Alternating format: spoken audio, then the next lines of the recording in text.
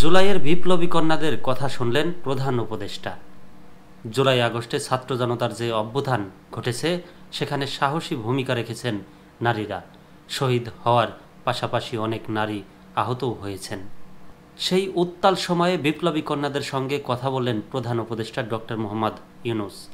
শিক্ষার্থীরা উৎসাহ ও উদ্দীপনায় তাদের আশা আকাঙ্ক্ষা ও দাবির কথা তুলে ধরলে তা মনোযোগ দিয়ে শোনেন সরকার প্রধান।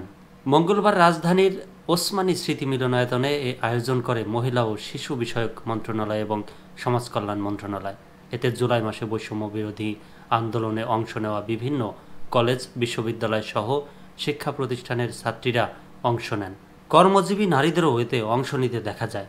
প্রধান উপদেষ্টার প্রেস উইং আয়োজনটির বিষয়ে জানিয়েছে, আজকের জুলাই বিপ্লবের কন্যাদের কীর্তিগাথা ও অবদানকে উপজীব্য করে জুলাইয়ের কন্যারা আমরা তোমাদের হারিয়ে যেতে দেব না শীর্ষক নারীরা সমাবেশে উপস্থিত ছিলেন প্রধান উপদেষ্টা অধ্যাপক মোহাম্মদ ইউনূস। এদের জুলাই আন্দোলনে নেতৃত্ব দেওয়া ও অংশ নেওয়া বিভিন্ন বিশ্ববিদ্যালয় ও কলেজের শিক্ষার্থীরা উপস্থিত ছিলেন।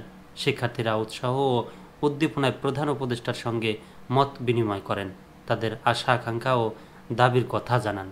সরকারি চাকরিতে কোটা সংস্কারের দাবিতে জুলাই আন্দোলনের নমেন শিক্ষার্থীরা, কিন্তু এই আন্দোলন দমনে তৎকালীন শেখ হাসিনার সরকার আগ্নেয়াস্ত্রের বাড়াবাড়ি রকমের ব্যবহার করে বলে অভিযোগ ওঠে।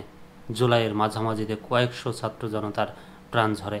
পরে সেই আন্দোলন সরকার পতনের আন্দোলনে রূপ নেয়। এই আন্দোলন দমনে হাসিনার সরকার আরও কঠোর হয়। নির্বিচারে ছাত্র জনতাকে হত্যার অভিযোগ ওঠে। পরে ছাত্র জনতার অভ্যুত্থানে গত 5 আগস্ট ওই সরকারের পতন ঘটে। শেখ হাসিনা প্রধানমন্ত্রীর পদ থেকে পদত্যাগ করে পালিয়ে ভারতে চলে যান। 8 আগস্ট দায়িত্ব নেয় নোবেলজয়ী অর্থনীতিবিদ ডক্টর মোহাম্মদ ইউনূসের নেতৃত্বাধীন অন্তর্বর্তী সরকার।